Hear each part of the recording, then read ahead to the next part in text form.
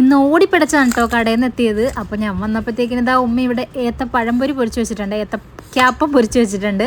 പിന്നെ ഞാൻ വേഗം വന്നത് ആ മുന്തിരിയും തണ്ണിമത്തനും ഫ്രൂട്ട്സ് ഒന്നും ഇല്ലായിരുന്നു, അതൊക്കെ ഞാൻ മേടിച്ചിട്ടാണ് കേട്ടോ വന്നത്.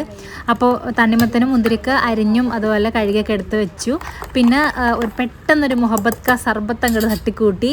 പിന്നെ മുന്തിരി ജ്യൂസ് നമ്മൾ ഓൾറെഡി ആക്കി വെച്ചിട്ടുണ്ടായിരുന്നല്ലോ, അത് കുറച്ചെടുത്ത് അതങ്ങ് അടിച്ചു. പിന്നെ ഉമ്മയുടെ കൂവപ്പൊടി കാച്ചുന്നുണ്ട്. പിന്നെ അതിന് കുറച്ച് നെയ്യും കൂടെ ഇട്ടെടുക്കണം. പിന്നെ കഴിഞ്ഞ ദിവസത്തെ ബീഫ് കുറച്ച് ബാക്കിയുണ്ടായിരുന്നു, അതും ഇങ്ങനെ നന്നായിട്ട് ചട്ടിയിലിട്ട് വരട്ടിക്കൊണ്ടിരിക്കുമായിരുന്നു കേട്ടോ ഞാൻ വന്നപ്പോൾ. അപ്പോൾ അതാണ് ഇന്ന് ആ വെള്ളയപ്പത്തിൻ്റെ മാവുണ്ട്, അപ്പോൾ അത് രണ്ടും കൂടിയാണ് ഇന്ന് കഴിക്കാൻ വേണ്ടിയിട്ട് എടുക്കുന്നത് കേട്ടോ. ഇവിടെ ബീഫൊക്കെ മേടിച്ചിട്ടുണ്ടെങ്കിൽ കുറേ ദിവസം ഇരിക്കുവേ.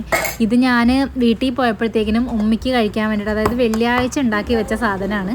അത് ഉമ്മി ഇച്ചിരി കഴിച്ചിട്ട് അത് അങ്ങനെ ഫ്രിഡ്ജിൽ വെച്ചേക്കുമായിരുന്നു. ഇന്ന് എന്തായാലും അത് വരട്ടിയെടുക്കാമെന്ന് വിചാരിച്ചു. ഇവിടെ 2 തവണയാണ് ആകെ ബീഫ് മേടിച്ചത്.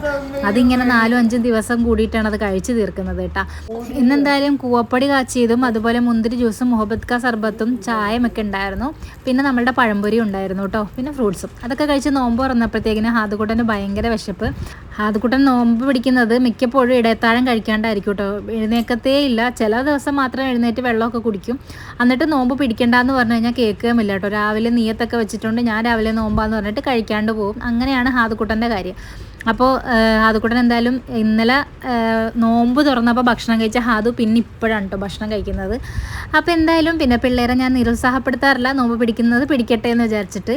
പിന്നെ നല്ല വെള്ളയപ്പം പിന്നെ ബീഫ് വരട്ടിയതുണ്ടായിരുന്നു കേട്ടോ. ഇതിൻ്റെ ഈ ആ ഒരു കറിയുടെ പറ്റിയ ആ ഒരു വെള്ളയപ്പം ഇല്ല, അത് കഴിക്കാൻ നല്ല രസമാണ് കേട്ടോ. നല്ല പൂ പോലത്തെ വെള്ളയപ്പമായിരുന്നു. ഞാൻ വീട്ടിലായിരുന്നപ്പോൾ ഉമ്മ അരച്ച് വെച്ചിട്ടുള്ളതായിരുന്നു കേട്ടോ ഈ വെള്ളയപ്പം. അപ്പോൾ അതും നല്ല ബീഫ് വരട്ടിയതും കൂടെ കഴിച്ചു. വാപ്പയാണെങ്കിൽ പള്ളിയിൽ പോയിട്ട് വന്നപ്പോഴത്തേക്കിനും ബിരിയാണി കൊണ്ടുവന്നിട്ടുണ്ടായിരുന്നു കേട്ടോ. അപ്പോൾ ഞാൻ കുറച്ചെടുത്ത് അത് കഴിച്ചു. ഇതാ നല്ല ചിക്കൻ ബിരിയാണിയും ഈത്തപ്പഴത്തിൻ്റെ അച്ചാറും ഒക്കെ ഉണ്ടായിരുന്നു. അങ്ങനെ മധുരത്തിനായിട്ട് ഇന്നലെയൊക്കെ ലുലുവിന്ന് കൊണ്ടുവന്ന ബേക്ക് ഡേ ഒക്കെ ഞാൻ ഇന്നലെ കഴിച്ചതിൻ്റെ ബാക്കി എടുത്ത് വെച്ചിട്ടുണ്ടായിരുന്നു. അപ്പോൾ അതും കൂടെ കഴിച്ചപ്പോൾ ഇന്നത്തെ നോമ്പോര റാഹത്തായി. നിങ്ങളുടെ വിശേഷങ്ങൾ കമൻറ്റ് ചെയ്യുക.